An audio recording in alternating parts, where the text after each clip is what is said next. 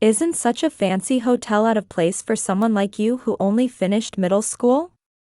My sister-in-law, who was inexplicably mean only to me, was at it again with her spiteful remarks. As usual, I quietly contained my feelings and held back. When I bowed my head in silence, my husband immediately spoke up in my defense. The next moment, the room froze. I'm Nelly. Summer vacation is approaching. The classroom buzzes with noise. The teacher's storytelling resonates pleasantly, like a lullaby. Large white clouds float in the sky. I'm dozing off, wondering if spotting contrails brings good luck. I love language classes because they're interesting and I get to hear various stories. Now Nelly, please read this question. It's my turn. Wait, how do you read this again? I desperately searched through my memory but couldn't find it. I'm sorry, how do you read this? I asked in a small voice. The teacher looked exasperated, and my friend turned to me, mouthing "stupid" with a laugh. I did it again. I like languages, but I never said I was good at them. I'm also not good at sports. Especially in sprinting, no matter how hard I try, I can't run fast. I've practiced running at full speed with Papa on the road in front of our house several times, but it didn't help much. My Papa is funny and kind. Though we weren't exactly well off, my beloved Mama and Papa always put me first and cherished me. Our breakfast and dinner weren't fancy, but we were a close family who enjoyed gathering around the table, sharing stories about our day. Wanting to help support my family's finances, I decided to start working after finishing middle school. When the magnolias were in full bloom, I proudly became a working adult. With my first paycheck, I promised to take Mama and Papa out for a delicious steak dinner. This promise, made under the magnolia tree, became my first goal as a working adult. From day one, there was constantly something new to learn, and before I knew it, each day would end, passing by in a busy blur. My fellow newcomers were wonderful companions, and my supervisors were very kind. Samuel, who was 4 years older, always looked out for me and handled work so smoothly that he became someone I admired. When the long-awaited payday arrived, I took Mama and Papa to a steakhouse my supervisor had recommended to fulfill my promise. It was our first time going to such an upscale steakhouse together, and though we were nervous at first, we soon melted into the delicious meat and comfortable atmosphere. Thank you, Nelly. Papa was so moved that he ended up crying loudly. Mama laughed at the sight. Though slightly embarrassing, this moment felt incredibly happy. Let's come again, we said as we left the restaurant. After that, I often took them to that restaurant for their birthdays and anniversaries. Meanwhile at work, there was still so much to learn, and though I couldn't match Samuel's expertise, it would take more time before I became fully competent. The snow melted, magnolias bloomed, maples turned red, cold winds blew, snow melted again, and magnolias bloomed once more. As the seasons changed, Samuel decided to leave the company. My admiration for him remained unspoken, scattered like magnolia petals. As those memories began to fade in early summer, I happened to stop by a cafe during my work break. While taking in the fragrant coffee aroma and the quiet interior filled with stylish background music, I noticed a certain man. That bag and that posture. How many years had it been? It must have been 3 years, but I could never forget the figure I had admired. Samuel?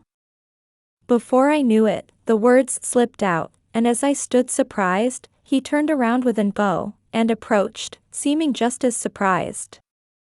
It turned out Samuel often visited this cafe during his breaks too. We caught up briefly, getting rather excited, and exchanged contact information. This cafe encounter became the catalyst for us spending more time together, talking and going out. After several dates, we started dating. I never dreamed I'd be dating someone I had once admired from afar, but it became reality. Though Samuel was busy with work and we couldn't meet often, I cherished the special feeling when we did. Days passed swiftly. The maple trees were beautifully stained red. Walking and feeling the seasons through the street trees remained unchanged since I first started working. I'm exhausted. I collapsed onto the sofa still in my work clothes. Even after nearly 10 years, my body hadn't gotten used to it. Lately, there had been more new things to learn, so it couldn't be helped. Instead of scolding me, Mama would kindly say, "Thank you for working hard from early morning," and set out the dinner she had prepared. Tonight's dinner was fried chicken. Drawn by the wafting aroma of my favorite fried chicken, I got up, changed clothes, and helped with dinner preparations. I shouldn't be lounging around like this. I have something important to tell Mama and Papa today. After setting out the cutlery, everything was ready. Just then, Papa came home. "Oh, fried chicken today," he said happily as his first words upon returning, quickly changing before rushing to the dinner table. Recently, with Papa's business trips and my night shifts overlapping, it had been a while since all three of us had dinner together. Hungry Papa and I started eating right away. Mama's fried chicken is definitely the best. While savoring the fried chicken in happiness, I suddenly remembered. I had something to tell my parents today. "Mama, Papa, I have something important to tell you." They looked at each other and then at me. Since it was rare for me to speak so formally, they seemed worried. Seeing their faces, I couldn't hold back and started giggling as I showed them my left ring finger. "Tada! I'm getting married." "Don't make such faces," I smiled. Their faces immediately relaxed, and Papa began his barrage of questions. "Who is he? Where's he from? What kind of person is he? How long have you been dating? Did Mama know? Was Papa the only one left out? Oh, my Nelly," he wailed loudly. It was just as I expected. Since I had already told Mama about him, she was genuinely happy, saying how wonderful it was. Next to her, Papa was being so noisy that Mama and I had to calm him down. Yes, sorry for keeping it secret. Papa won't forgive this." Despite saying such things, Papa also looked very relieved. Soon after, preparations for moving began. "All right, this is everything." I closed the last cardboard box and stacked it at the edge. The packed boxes totaled 10, fewer than I had expected. While working, we found my middle school album and diary. We looked through them, laughed heartily, and reminisced. Getting sidetracked is part of any major cleaning. Mama found my old stuffed animal. She gazed at it nostalgically and packed it into a box, telling me to take it with me. As we chatted about old times while packing, the room quickly became empty. Mama was a bit worried about me living with my husband's family right after leaving home. After all, I had grown up without ever practicing cooking. "It'll be fine, Samuel is kind. It's a bit lonely that he's not home much, but I'll manage somehow," I replied cheerfully. Not knowing what was to come. "I told you not to put that there." It was Samuel's sister, Edda. Since I arrived, Edda had been consistently cold and harsh with her words. For some reason, she didn't treat anyone else this way. Thinking the cause must be my own inefficiency and inability to do things well, I worked even harder at housework and my job. On my days off, I would visit my parents' home to learn cooking recipes from Mama. She always welcomed me with my favorite fried chicken. Going to learn cooking was just an excuse, really. I was going to taste Mama's cooking and feel the comfort of home. How's your new home? Are you managing all right? I'm worried, she would say with such genuine concern that I found myself lying. Everyone's kind, and they even compliment my cooking, I'd say. In reality, my mother-in-law and father-in-law were very good to me. Recently, my mother-in-law even taught me her specialty dishes. They also gave me advice about housework, and I tried various approaches to figure out how to handle household chores efficiently. Meanwhile, Edda continued to find fault with everything I did and attack me with cold words. Each day was spent trying to deflect these somehow.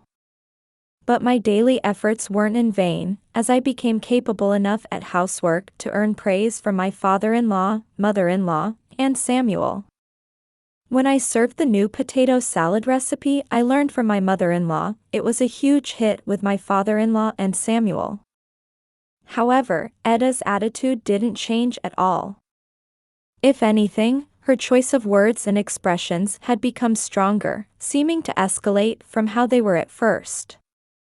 One day, as I was getting dressed to go out, the door suddenly opened. "Please knock," I exclaimed sharply, startled. But Edda paid no attention and deliberately pushed work onto me. Though quite irritated, I still finished the assigned tasks. As I was fixing my appearance at the entrance, ready to leave quickly, she came all the way there to say, "Where are you going in such cheap clothes?" I felt terrible and wanted to talk back. Suppressing those feelings, I managed a polite smile and left the house, judging that arguing would only make things complicated later. But it was my favorite outfit. Even when I try my best, hearing such things makes me want to give up. When the criticism extends beyond housework and work to unrelated matters, it really takes a toll on my mental health. I was reaching my limit. I wanted to talk to Samuel about it, but he comes home tired from work every day, and I didn't want to worry him unnecessarily. Right now, I wanted him to focus on his work. I just silently waited for time to pass. Around the time I was getting used to my sister-in-law's coldness, Samuel proposed having a wedding ceremony. I was so happy that before I knew it, something was running down my cheeks. I was confused by my own sudden tears. Seeing me like this, Samuel gently embraced me, saying, "Sorry for making you wait." Once that was decided, everything moved quickly. We planned to go choose the dress and venue on the weekend, and while I was excited, it was short-lived. For some reason, my sister-in-law came along that day and kept rejecting everything I suggested. My dream wedding dress. I chose a fluffy white princess line dress that made me feel elevated just by itself. Samuel was smiling, saying it suited me, so we decided quickly. It was really lucky that Edda happened to be in the bathroom at that time. Samuel chose the venue.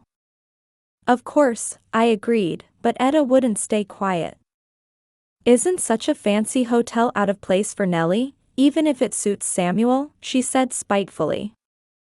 "After all, she's just a middle school graduate who grew up poor, right? She's not on our level," she continued mockingly. Here we go again. I must endure, I thought, bowing my head in silence, when Samuel immediately spoke up. "Hey, Edda. That's no way to talk. Besides, this is Nelly's hotel. Education and upbringing don't matter." The room froze. Edda stood there, unable to process the situation. I nervously opened my mouth. I'm actually the manager of this hotel." I explained how I had worked continuously since graduating middle school, and through recognition of my dedicated work, had become the manager. Though it was embarrassing to talk about myself, I was able to do so because Samuel was there beside me with a serious expression. Looking at Edda, I saw her make a very frustrated face before trying to run away. Samuel caught her arm. "Edda, wait. What's with that attitude?" Samuel quietly questioned her. "Has it been like this all along? Why do you treat Nelly this way?" At this, Edda's eyes turned red as she glared at me and Samuel. "Why, you ask?" Edda took a breath. She looked like she would cry if she continued speaking. She swallowed her words and tears once, roughly wiped away the tears that had welled up, and continued forcefully.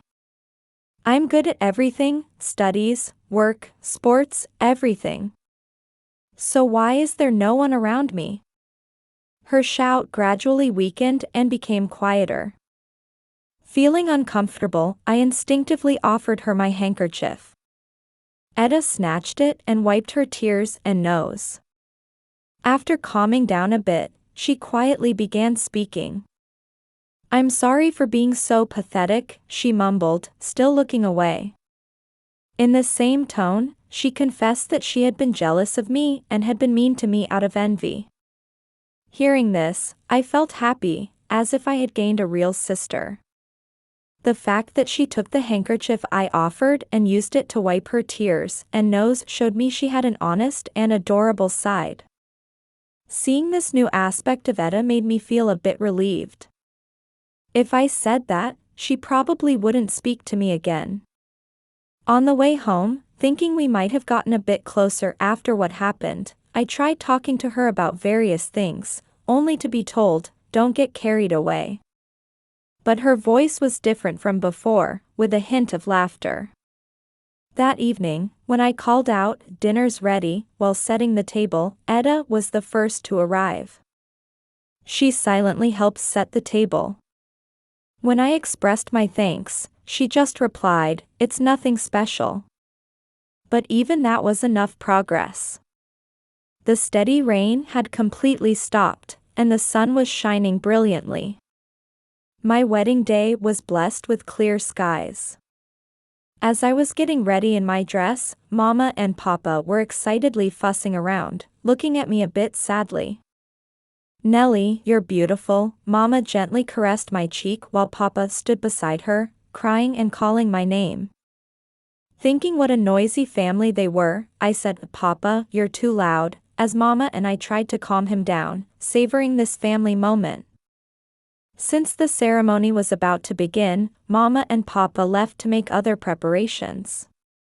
While I was quietly reflecting on my memories alone in the waiting room, there was a knock at the door. "Yes?" I answered, turning around to find Edda standing there.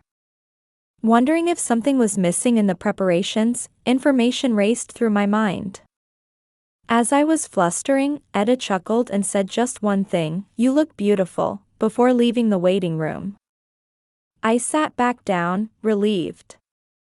And I smiled, knowing that the distance between Edda and me was surely shrinking bit by bit. "Nelly, you're beautiful." Before I knew it, Samuel was sitting in front of me, and we both laughed at my surprised, confused expression. So much had happened to get here. It felt both long and like just a moment. I think this is my starting point. Though I don't know what awaits us, I'm sure everything will be fine. Shall we go? Samuel's extended hand was dazzling. I felt like I could go anywhere holding this hand. Spring sunlight streams through the window, illuminating the room. The faint background music from the TV program and the rhythmic sound of vegetables being chopped flow through the air. The clock had passed noon. Just the salad left to prepare and everything would be perfect. While preparing lunch, I heard a loud noise and hurried to check the living room, where I found Samuel dramatically fallen over and scattered blocks. "Ah!" Papa lost. Samuel happily acknowledged his defeat while our daughter looked delighted with her victory. I burned this happy scene into my memory, sincerely wishing such happiness would continue forever. What are you doing? Dinner's almost ready. At my words, they both responded cheerfully and began cleaning up the room. The doorbell rang, and when I opened the door, there stood Edda. Here you go, she said, handing over our daughter's favorite snacks before bustling into the house. It's Edda. Our daughter jumped at her excitedly, and Edda lifted her up, saying, "How cute." She had become a doting aunt rather than just a sister-in-law. Somewhere along the way, we had completely forgotten any awkwardness between us. We'd go shopping together, she'd buy toys for my daughter, and we had become like real sisters. I think it was all thanks to my daughter. They say children are angels, and I feel that's absolutely true every day. I'm expecting my second child now. These sparkling days seem likely to continue for quite some time to come.